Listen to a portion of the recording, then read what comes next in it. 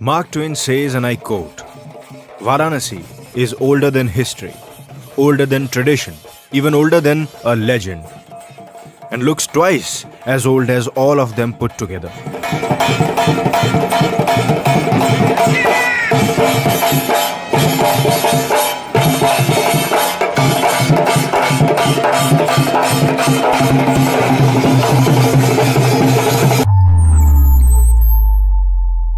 आइए बात करते हैं Varanasi the spiritual capital of India से जुड़े एक बहुत बड़े रहस्य के बारे में। क्या हुआ, कब हुआ, किसने किया?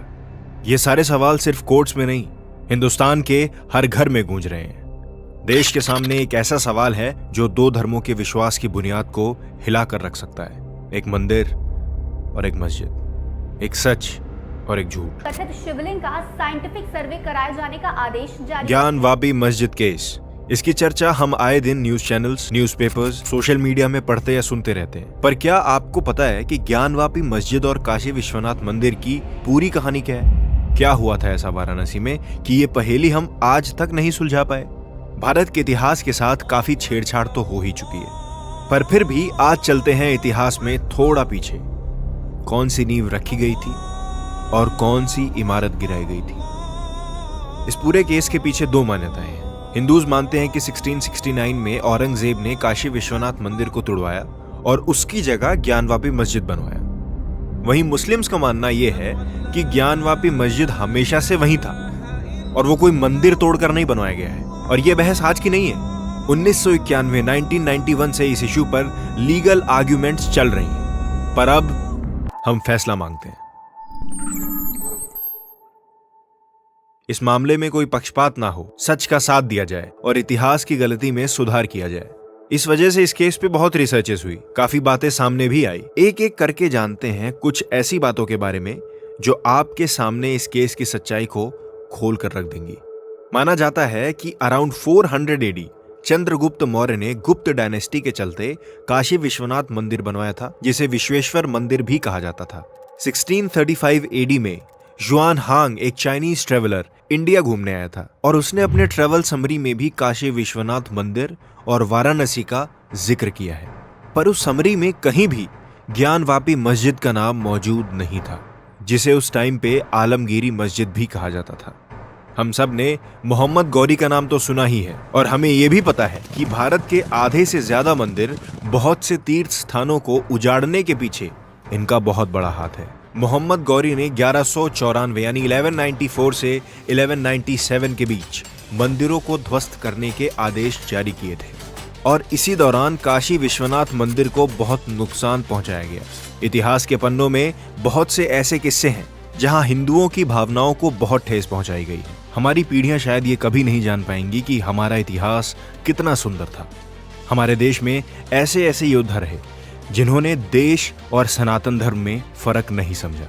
उन्हीं में से एक नाम था Ahilyabai Holkar, who is also known as the queen of Malwa empire, जिन्होंने वर्तमान काशी विश्वनाथ मंदिर का निर्माण करवाया। पर यह जोड़ने तोड़ने का सिलसिला अभी खत्म नहीं हुआ था। 1669 में औरंगजेब ने मंदिर को फिर से तोड़ने का आदेश जारी किया और फिर उसी जगह मस्जिद का निर्माण करवाया और एक एक करके श्रृंगार गौरी, श्री गणेश और बाकी सब स्थानों को भी डिमोलिश कर दिया। अब ये लड़ाई कहां तक जाएगी, कितनी चलेगी, ये तो कोई नहीं जानता। पर जो हम जानते हैं वो ये है कि सच ज्यादा छुप नहीं सकता और सच की खोज में ही ज्ञानवापी मस्जिद से बहुत से सर्वेज भी किए गए हैं, जिसमें अलग अलग चीजें सामने आई। आइए जानते हैं सर्वे रिपोर्ट्स के बारे में और देखते हैं हम कितना सच के पास और झूठ से दूर पहुंच पाए हैं। 8 अप्रैल 2022 को सेशन कोर्ट ने अजय कुमार मिश्र को कोर्ट कमिश्नर असाइन किया और उन्हें ज्ञानवापी मस्जिद में सर्वे कंडक्ट करने की परमिशन दी। उन्हें ऑर्डर्स दिए गए थे कि सर्वे रिपोर्ट 17 मई 2022 तक सबमिट करवानी है।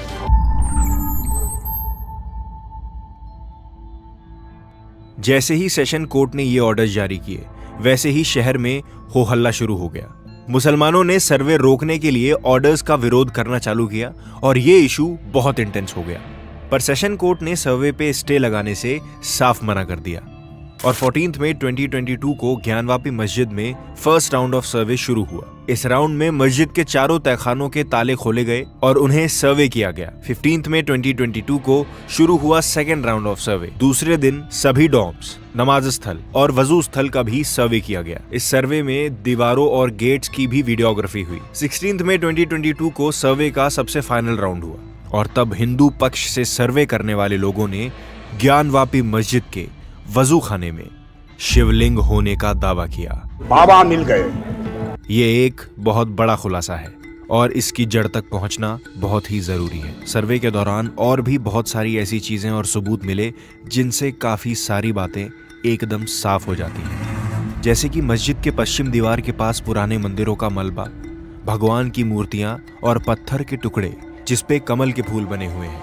सर्वे के दौरान आगे बढ़ते हुए कुछ पत्थरों पे शेषनाग की कलाकृति और नागफन भी देखने को मिले। उस समय ये सब चीजें वीडियोग्राफी के थ्रू रिकॉर्ड की गई हैं। मस्जिद परिसर में और भी बहुत से पत्थर मौजूद थे जिन पे 4 मूर्तियों की आकृति बनी हुई है। सिंदूर का मोटा लेप लगा हुआ है।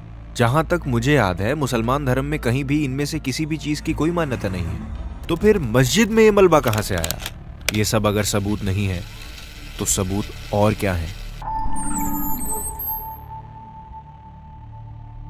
अब बात करते हैं दूसरे सर्वे रिपोर्ट की, जो कि लगभग 12 से 15 पन्नों की है और ये रिपोर्ट बनाई है विशाल सिंह ने। और अजय कुमार सिंह की तरह इनकी रिपोर्ट में भी मस्जिद के अंदर हिंदू मान्यताओं की काफी सारी चीजों के अवशेष मिले हैं। और इसी रिपोर्ट में ज्ञानवापी मस्जिद के वजू खाने में मौजूद शिवलिंग के बारे में भी डिटेल में जिक्र किया गया है। इस बात पे हिंदू पक्ष की तरफ से माने जाने वाले शिवलिंग को मुस्लिम पक्ष फव्वारा होने का दावा कर रहे हैं। वो तो मस्जिद का फाउंटेन है, फवारा है और हर मस्जिद में फवारा होता है। इस बात का सम्मान करते हुए हिंदू पक्ष ने दूसरे पक्ष वालों को ये फव्वारा चलाने के लिए कहा, तो मस्जिद के मुंशी फव्वारा चला नहीं पाए और इससे कुछ चीजें और साफ हो गई। उस मतलब शिवलिंग है। हिंदू धर्म के हिसाब से ये माना जाता है कि हर शिव मंदिर में एक नंदी की मूर्ति होती है और वो नंदी की मूर्ति हमेशा शिव जी की मूर्ति को फेसिंग होती है। बड़ी ही अजीब सी बात है कि काशी विश्वनाथ मंदिर में नंदी की मूर्ति तो है पर मंदिर में शिव जी की मूर्ति नहीं है और नंदी जी का फेसिंग डायरेक्शन ज्ञानवापी मस्जिद की तरफ है जहां वजू खाना है। सर्वे रिपोर्ट में यह भी पता चला कि चारों तहखानों में 8-8 फीट ऊंचे खंभे थे जिन पे नीचे से लेकर ऊपर तक घंटी, पान के पत्ते और फूलों के डिजाइन्स बने हुए थे। कहा यह भी जा रहा है कि वहां एक खंभे पर हिंदी लैंग्वेज में 7 लाइन्स लिखी हुई हैं जो अभी पढ़े जाने वाली कंडीशन में नहीं है। पर उसी खंभे पर स्वास्तिक के निशान, हाथी, त्रिशूल और पान के पत्ते के क्लियर विजिबल डिजाइन्स हैं। अब ये मामला इलाहाबाद हाई कोर्ट में है और अगले ऑर्डर्स ये हैं कि ज्ञानवापी मस्जिद में मौजूद शिवलिंग माने जाने वाले पत्थर की कार्बन डेटिंग करवाई जाएगी, जिससे शोधकर्ता ये पता कर लेते हैं कि वो पत्थर कितना पुराना है, उसकी उम्र क्या है। बात यहाँ धर्म की नहीं है, बात है आस्था की। इस पूरे देश में हिंदुओं की आस्था को कई जगह ठेस पहुंचाया गया है। किसी ने कुछ नहीं बोला, पर अब सारे सबूत, सारे साक्ष्य, सारी बातें सामने होने के बाद भी चुपचाप बैठे रहना तो बेवकूफी ही मानी जाएगी। जिन खोजा तिन पाइयां गहरे पानी पैठ।